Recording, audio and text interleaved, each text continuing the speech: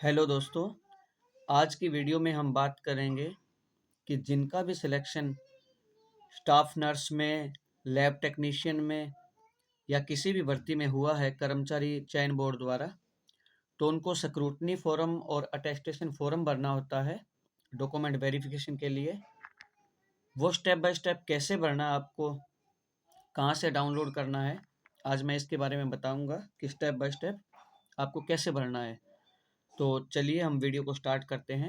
इससे पहले अगर आपने हमारा चैनल सब्सक्राइब नहीं किया है तो उसे सब्सक्राइब करें, क्योंकि मेरी सभी आने वाली वीडियो आपके पास जल्दी से जल्दी पहुंच सके। तो चलिए, सबसे पहले आपको क्या करना है कि स्क्रूटनी फोरम के नाम से ये फोरम डाउनलोड कर लेना है। आप क्रोम ब्राउज़र से भी कर सकते हैं और डिस्क्रिप्शन में भी मैं इसका लिंक डाल दूंगा, वहाँ से भी डाउनलोड कर सकते हैं। उसके साथ आपको सभी डॉक्यूमेंट को अटैच करना है। ये फॉर्म आपको ऑफलाइन भरने के बाद, गैजेटेड ऑफिसर से साइन करवाने के बाद, ऑनलाइन आपके एसएसओ पोर्टल पर भी खुलेगा। उसके बाद ये सभी जो इसमें अपने जो भी रोल नंबर वगैरह जो भी डालेंगे, तो वो सेम चीज़ हमें ऑनलाइन भी करनी है। आपको ऑफलाइन फॉर्म भी भरना है, ऑनलाइन भी करनी है, और जब डॉक्यूमेंट वेरिफिकेशन के लिए बुलाया जाता है तो आपको ये वाला ऑफलाइन फॉर्म भी साथ में लेके जाना है। तो चलिए मैं आपको बता दूं कि ये फॉर्म कैसे भरना है। सबसे पहले आपने जब फॉर्म अप्लाई किया था, उस टाइम आपने जो पासपोर्ट फ़ोटो आप लगाई थी, वो वाली पहले वाली फ़ोटो लगी हुई है, लेकिन अब आपको अपनी एक नई लेटेस्ट पासपोर्ट फ़ोटो बनवानी है, जो कि यहाँ पे लगाई जाएगी। इन्होंने साफ-साफ अक्षरों में लिखा है कि आवेदक का हस्ताक्षर युक्त नवीनतम फ़ोटो आपको लगाना है। तो आपको यहाँ एक नवीनतम फ़ोटो लगवानी है।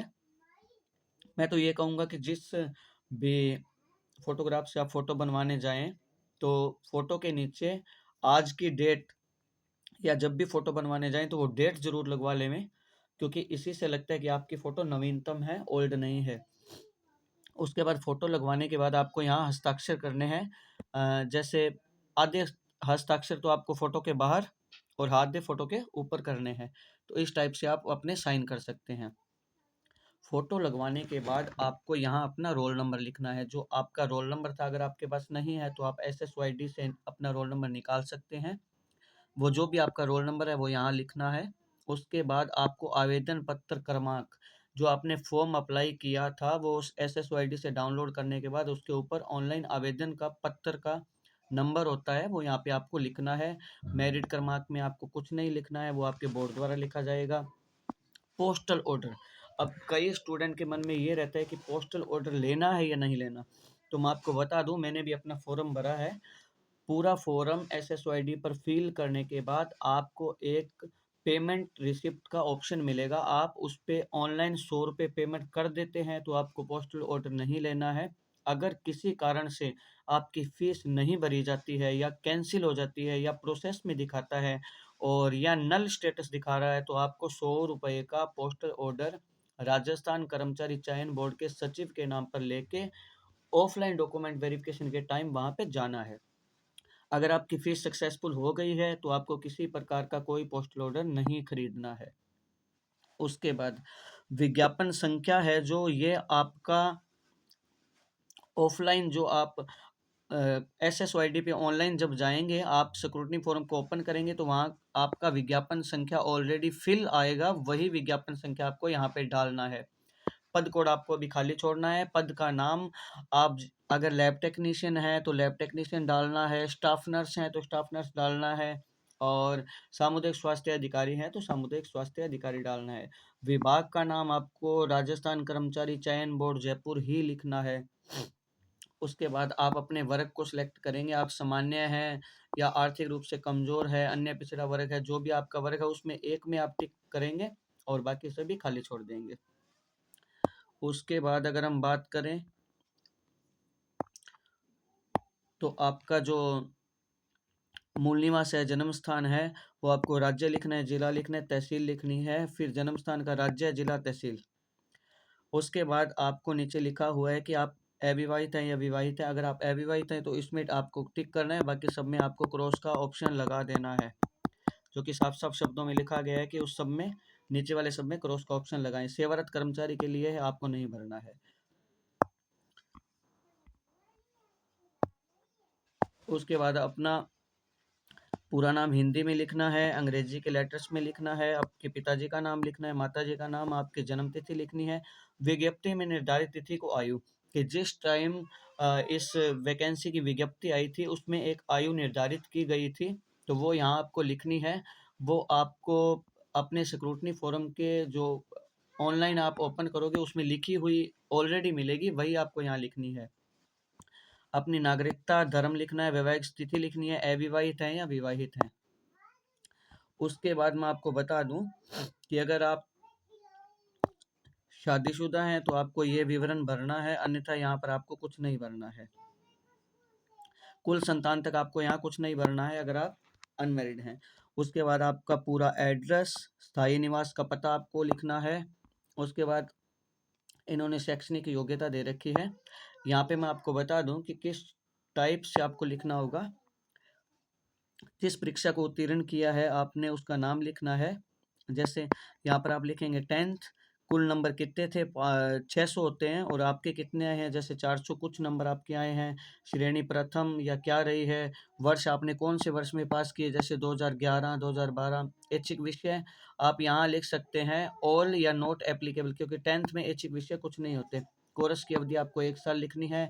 रोल नंबर आपको 10th के लिखने हैं। बोर्ड या विश्वविद्यालय का नाम, जैसे आरबीएससी या आपने एनआईओएस या कहाँ से किया। रोल नंबर क्रमांक आपको लिखने हैं कि आपके रोल नंबर वहाँ कितने थे। उसके बाद आपको +2 का सेम लिखना है। उसके बाद आपको डिप्लोमा जो आपका नर्सिंग रजिस्ट्रेशन है या बीकॉम या आपके पास जो भी है वो सब डालना है। अन्य अगर आपके पास कोई प्रमाण पत्र है तो वो यहाँ डालें। इंटर्नशिप सिर्फ नर्सिंग वालों के लिए होती है, अगर आपने नर्सिंग की है तो उसका इंटर्नशिप डाल सकते हैं। और कई बार इंटर्नशिप जो डिप्लोमा है उसके अंदर ही इंक्लूड होती है, तो आप इंटर्नशिप में कुछ भी नहीं लिखेंगे। उसके बाद आपको रजिस्ट्रेशन अगर आपका आ गया है तो आपको यहाँ डालना है संस्था का नाम, रजिस्ट्रेशन, आवेदन करने की दिनांक, रजिस्ट्रेशन नंबर आपका क्या है, मान्यता अवधि कितनी है, 5 साल होती है, रजिस्ट्रेशन की दिनांक क्या है। अगर आपका अभी रजिस्ट्रेशन नहीं आया है तो आप ओनली प्रोविजनल सर्टिफिकेट अपलोड करेंगे। उसके बाद अगर आपके पास कोई अनुभव प्रमाण पत्र है, अनुभव प्रमाण पत्र आप तभी लगाएं जब आपने फॉर्म अप्लाई करते समय उसमें अनुभव प्रमाण पत्र बताया था कि मेरे को इतने साल का अनुभव है, अन्यथा इसको आप खाली छोड़ दें।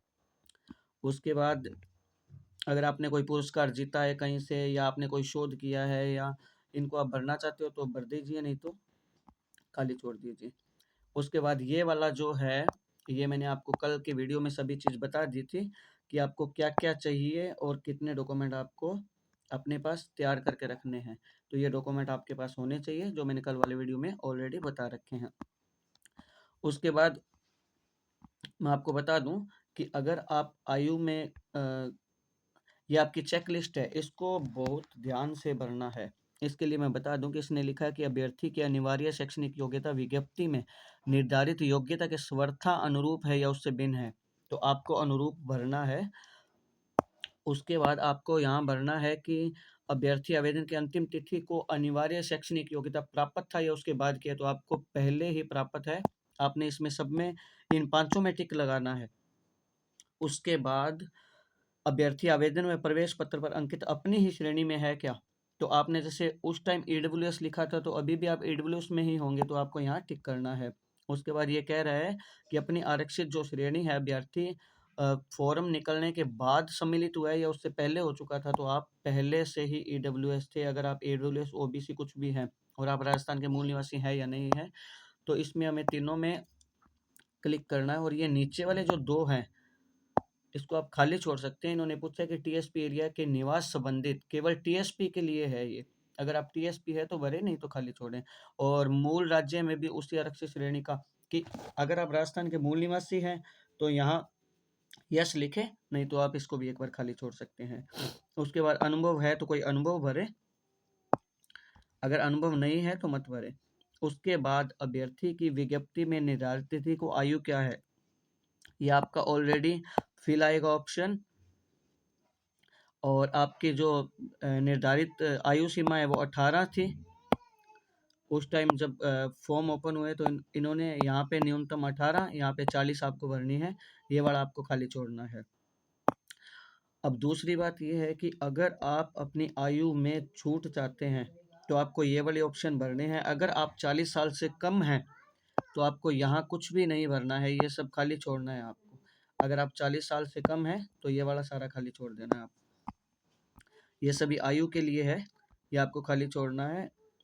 और ये जो है कार्यालय उपयोग के लिए है, ये ऑफिस वाले अपने आप खुद से फिल करेंगे।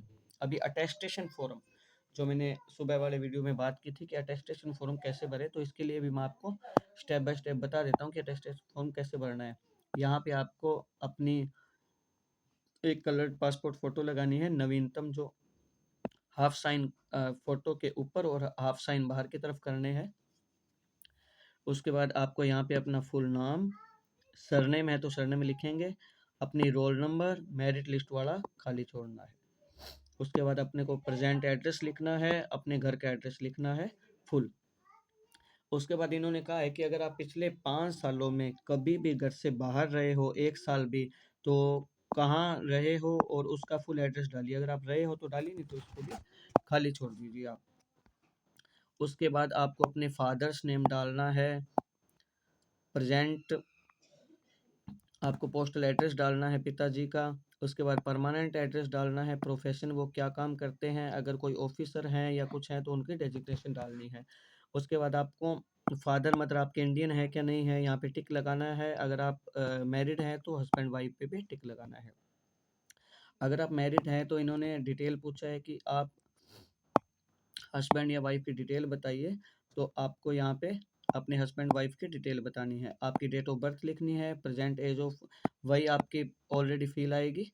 एज ऑफ मेट्रिकुलेशन कि आपके 10वीं जब की थी तब आपकी उम्र कितनी थी, आपकी एज जितनी भी थी यहाँ 10वीं के टाइम वाली जोड़ के लिख दीजिएगा। आपका बर्थ कहाँ हुआ है, डिस्ट्रिक्ट, स्टेट, और आप कहाँ से बिलोंग करते हैं, आपका स्टेट क्या है, और स्टेट योर रीजन, हिंदू मुस्लिम सिख ईसाई जो भी है आपका वो डाल सकते हैं। अगर आप शेड्यूल कास्ट से हैं तो यहाँ पे टिक कीजिए, अन्यथा यहाँ पे नो लिखिए। उसके बाद इन्होंने ऑप्शन दिया है कि आपने जहाँ 10वीं क्लास, जो आपके पास जितने आप क्लासें की हुई है वो यहाँ पे लिखना है। जैसे 10वीं आपने जहाँ से किया उस स्कूल का फुल एड्रेस, विलेज वगैरह यहाँ लिखना है। आपने 12वीं जहाँ से किया उस स्कूल का फुल एड्रेस, आपने डिप्लोमा जहाँ से किया है उसका फुल एड्रेस यहाँ पे डालना है। अन्य कोई भी आपके पास प्रमाण पत्र है तो वो सभी का एड्रेस डालें जहाँ से आपने किया है। एंट्री डेट कितनी है, लिविंग डेट कितनी है। एंट्री डेट के अंदर आप 10वीं में आपको किसी को याद नहीं है कि मैंने कितनी तारीख को दाखिला लिया था, तो आप एक साथ लिख सकते हैं और वो सन लिख सकते हैं जिसमें आपने दाखिला लिया था, क्योंकि मैक्सिमम जो दाखिले हैं वो जुलाई में ही होते हैं। और लिविंग डेट है जो आपकी मार्कशीट के नीचे जो जारी करने की दिनांक है वो आपकी लिविंग डेट है, वहाँ से आप लिविंग डेट लिख दीजिए। एग्जामिनेशन पास्ड में आप 10th, यहाँ पे एग्जामिनेट पास्ट में आप 12 लिखेंगे, 12th, और यहाँ पे आप जीएनएम लिख सकते हैं, बीएससी नर्सिंग लिख सकते हैं, आयुर्वेद लिख सकते हैं, बीएमएस बीएचएमएस जो भी आपने किया है वो सभी लिख सकते हैं। उसके बाद आपको if you have at any time been employed, अगर आप कहीं एम्प्लॉय रहे हैं तो यहाँ आप डिटेल डालिएगा, अन्यथा खाली छोड़ दीजिएगा इसको। उसके बाद अगर आप पे कोई मुकदमा चला है तो यहाँ पे आप डिटेल डालिए, अन्यथा इसको खाली छोड़ दीजिए। उसके बाद आपको 2 ऐसे रिस्पॉन्सिबल लोगों के नाम लिखने हैं जो आपके आस पड़ोस में हो, आपको जानते हों। और अटेस्टेशन फॉर्म का मतलब होता है कि पुलिस वेरिफिकेशन के लिए, कभी भी पुलिस आपका वेरिफिकेशन करने आती है तो उन्हीं 2 लोगों से पूछा जाता है, तो वो आपके बारे में सही बताएं और आपके आस पड़ोस के ही लोग हों, कोई दूर दराज वालों का यहाँ नाम नहीं लिखें। तो यहाँ पे आप उन 2 लोगों का नाम डालें और उसके बाद आपको यहाँ अपने साइन करने हैं और यहाँ पे डेट और प्लेस लिख के आपको अपने साइन कर देने हैं। उसके बाद आपको गैजेटेड ऑफिसर के एक साइन करवाने हैं, उनसे लिखवाने हैं कि मैं इसको इतने साल से जानता हूँ, प्लेस और डेट, और गैजेटेड ऑफिसर के sign with seal. With seal आपको करवाने के बाद आपका ये वाला अटेस्टेशन फॉर्म है जो कंप्लीट हो चुका है। उसके बाद इसे कंप्लीट करने के बाद जितने मैंने डॉक्यूमेंट बताए हैं वो सारे इसके साथ अटैच करने हैं। अगले वीडियो में मैं आपको बताऊँगा कि स्क्रूटनी फॉर्म ऑनलाइन पोर्टल पे कैसे ओपन होंगे और ऑनलाइन पोर्टल पे ओपन होने के बाद आपको इसी में भरी हुई डिटेल को उसमें भरना है। जो हमने यहाँ पे डिटेल भरी है वो सेम चीज़ उसमें भरी जाएगी, सेम ही कॉलम उसमें होंगे। कोई उसमें अलग से कुछ नहीं होगा। ये सारी डिटेल को उसमें स्टेप बाय स्टेप फ़िल करना है और उसको सेव कर देना है और ₹100 की जो आपकी फ़ीस लगेगी उसकी रिसिप्ट आपको साथ में ले लेनी है। और जब डॉक्यूमेंट वेरिफ़िकेशन के लिए जाना है, तो ये वाला फ़ॉर्म, सारे डॉक्यूमेंट ओरिजिनल, उनकी एक-एक कॉपी सेल्फ अटेस्टेड और ऑनलाइन जो पोर्टल पे हमने फ़ॉर्म भरा है उसकी रिसिप्ट, इतना चीज़ आपको लेके वहाँ पे डॉक्यूमेंट वेरिफ़िकेशन के लिए जानी है।